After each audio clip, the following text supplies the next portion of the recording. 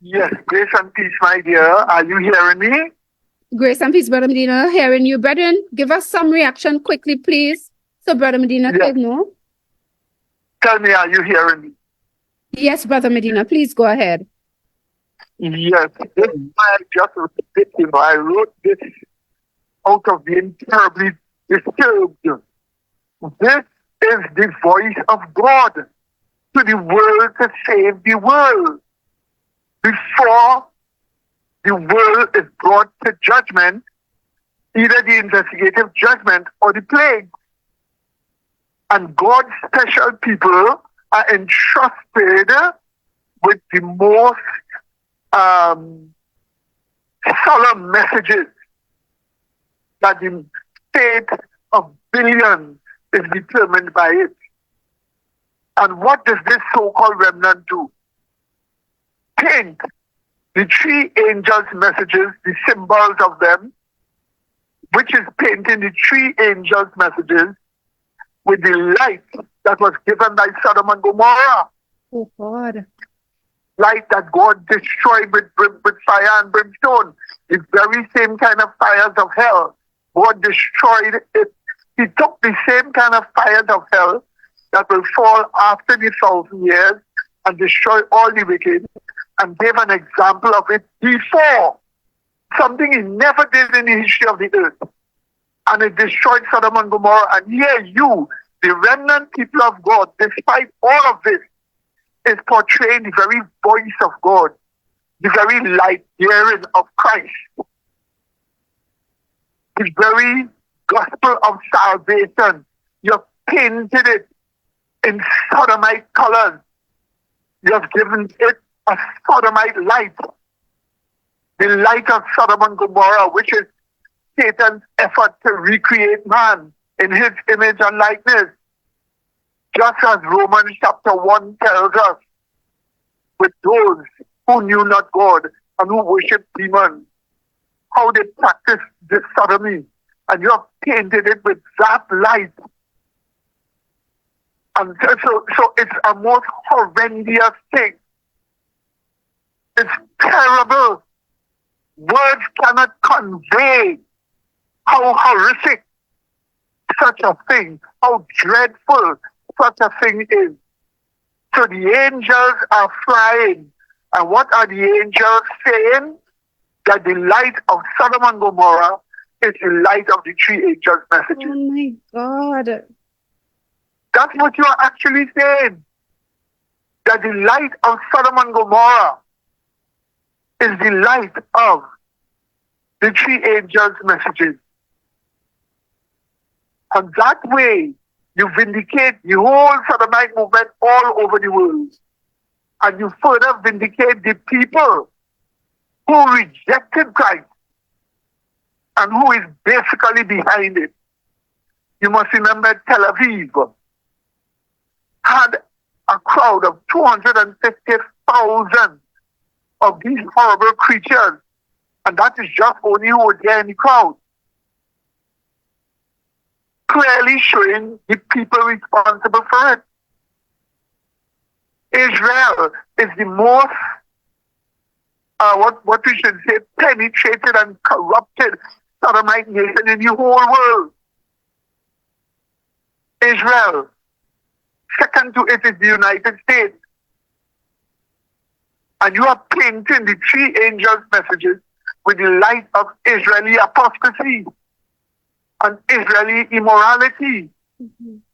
That is conscienceless behavior. Oh, my God. Conscience is seared with a hot iron. Now tell me, how are they going to recover from that?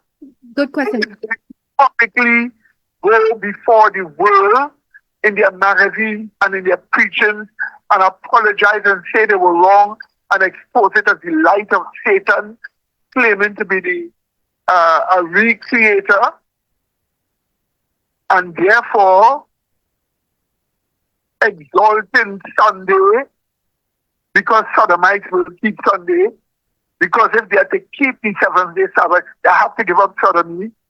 But as a Sodomite, they can keep Sunday. Mm-hmm. Therefore, an adequate imagery of what they are And you are going to tell, who is going to preach that and say that? Who is going to tell that to the world? Not one of the Adventist leaders, neither the General Conference. Nobody else is going to say it. Therefore, you don't expect recovery from things like that. But it is a warning to you and I that the mantle of the work of God has been put upon our shoulders. And those who are still playing the fool, those who are still neglecting, those who are still lazy to do the work of God, had better get up. Amen. Be truly converted. Be truly dedicated. And in your corner, whatever little piece of thing you can do it by the grace of God without fear and without favor. Amen. Amen. Amen. Amen. So terrible and so horrible, as I said before. What does the light of the three angels' message show in reality? Since the two messages, 1 and 2, are combined with the third, so the third angel's message is all three. Yes. It says justification by faith. That is what it says. And you paint justification by faith in sodomite colors, clearly stating that justification is not a thing. Wow. And still be accepted by God. That's what you're saying. And this is what this thing shows. We are being told in that same message, come out of Babylon, that you be not partakers of a plague. You are therefore saying that Babylon is not the false religions that are today putting up sodomite flags and justifying it. You are saying Babylon is the opposite of those churches. That would be Seventh-day Adventism. Oh my gosh. But isn't that what Hazael is calling us who are standing to the truth? Babylon? Yes, he did. Yes. But that is what that symbolizes. It is the glorification of Babylon.